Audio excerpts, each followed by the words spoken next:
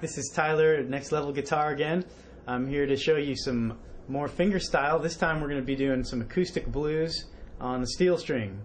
And I'm going to show you some techniques in the right hand that will enable you to play things such as riffs by Robert Johnson, Eric Clapton, or any of these guys that like to use that alternating right hand fingerstyle for their blues. So, one essential part of that style obviously is the alternating thumb bass. So whatever you're doing, melody, chords, anything, the right hand thumb is going to keep on providing that driving bass line. And so a good way to practice this is to just, with no left hand at all, is to just plant thumb on the low string, I, M, and A on 3, 2, and 1, and then just practice alternating between your low string and the next string. You can put on a metronome and practice this. Eventually you get up to a faster speed. That's 6 and 5. You can also alternate 6 and 4. I'm using rest strokes each time, but you can also do free stroke. And the idea here is just to get your thumb comfortable with jumping back and forth between two strings. Then we'll add chords, and then we'll start playing the progressions, but this is very important just that your thumb gets comfortable. So spend some time doing that. So this is the position to start from. Thumb on the low string and finger 1 on 3, finger 2 on string 2, and finger 3 over here on string 1.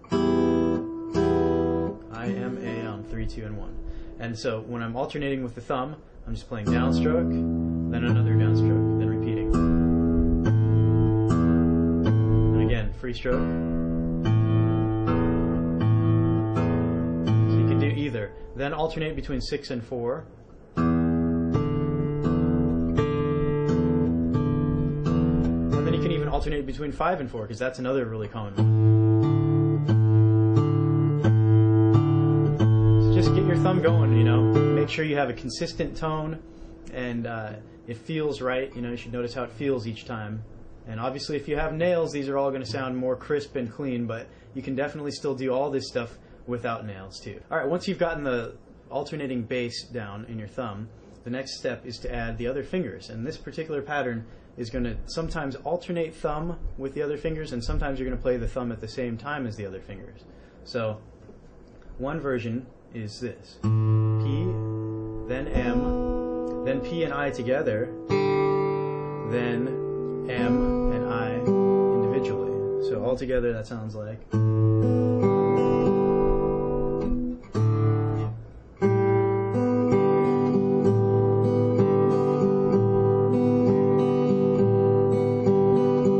you want it is again.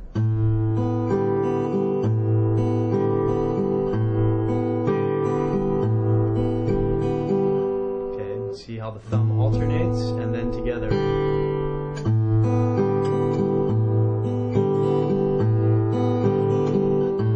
Okay, then we're going to add the chords, but it's important that you practice this just with the right hand, and it's, if it sounds like that, open strings, that's fine. And then the next part of the pattern is going to involve A, this finger. So in the close-up it'll look like.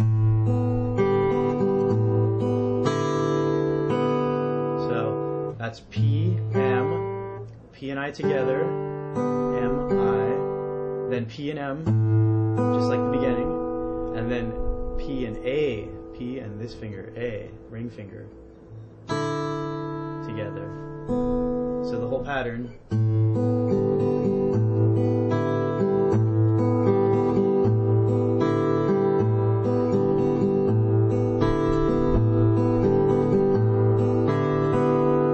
How it sounds with open strings, and we'll add the chords in a minute. Okay, you may have noticed also the particular rhythm and the sounds that I'm using here, and this is one of the things that's typical of a lot of blues.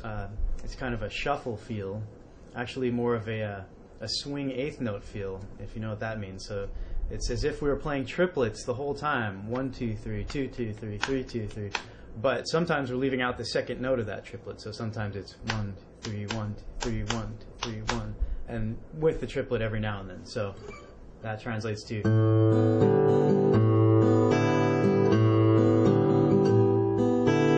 Okay. So it's not just perfect straight eighth notes like da da da da da da da. You know, if you were playing with the metronome, it's more of a blues feel. The next part to this is going to be, once you're comfortable with the right hand, adding the left hand. And the chords here are fairly simple, but it's very important that you're very clean and you don't make any mistakes. So the first chord is A7, and that's an open position A7. And the second chord is going to be a D7. This is just a standard blues progression. It's going to be a 1-4-5. This particular D7 is just like the one used by Robert Johnson and many others in their blues. This one has an F sharp in the bass. So looks like this. And then the third chord, the last chord, is going to be E7, of course, since we're in the key of A. And hopefully you know this is an open E major with my pinky on D, making the 7. And now that you know the chords, we're going to apply that right hand pattern to these chords. Now, the thing to notice here is that some of these chords have a root on the low 6th string, and that's going to require you to change your right hand bass pattern to incorporate that low 6th string on those two chords. So the first chord, you're going to use the exact pattern I showed you. And then the next chord, the only difference is your thumb is going to play the 6th string instead of the 5th. You're going to be hopping between 6 and 4 on that D chord. And the same thing for the E chord. So that's going to give them more of a full sound when you hear the low bass note. And all together, starting on the A string, you have...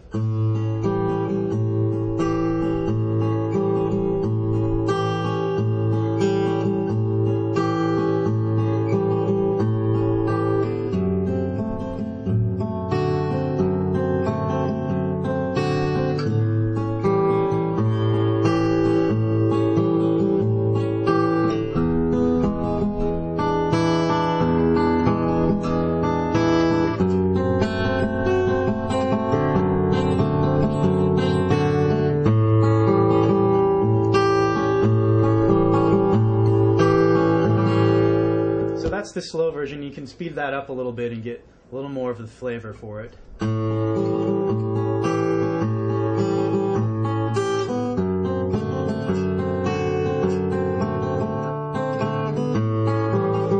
This pattern can be used with other chords as well, and of course you can make up your own variations on this pattern. So you could have the triplet on the first, third, or fourth beats. You could alternate M with I in different combinations, and you can use A as well. One other thing in this style that might be cool to learn is this little turnaround here that you've probably heard a million times, and it's in a lot of blues songs. This particular one would be in the key of A if we want to keep it with this progression.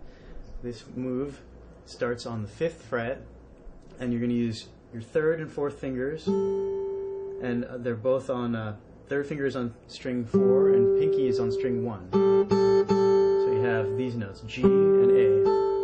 And what we're going to do is we're going to play a descending line here, chromatic descending line on the 4th string with 3, 2, 1, and 1, while leaving our pinky up on this high A the whole time.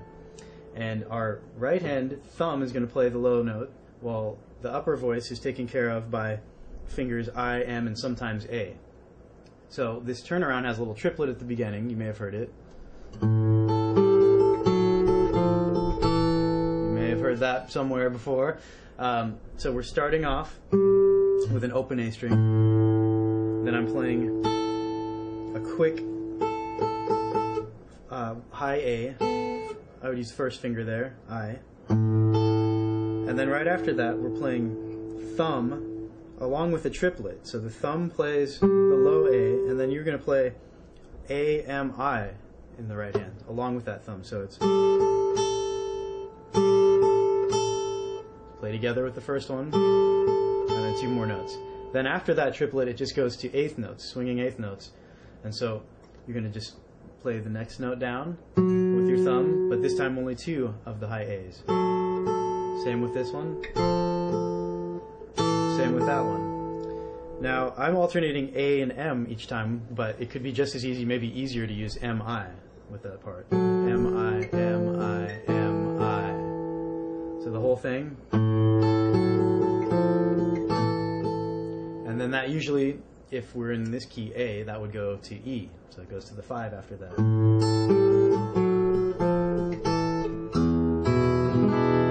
And back to your beginning.